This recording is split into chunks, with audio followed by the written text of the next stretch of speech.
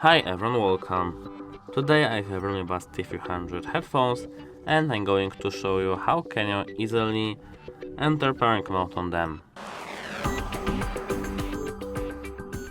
So, at first we have to remove them from our case.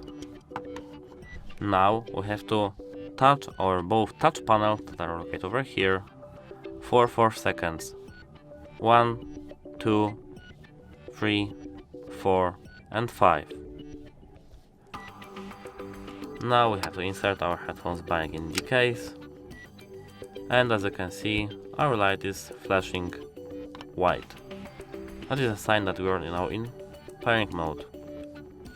Now we can check it in our Bluetooth settings.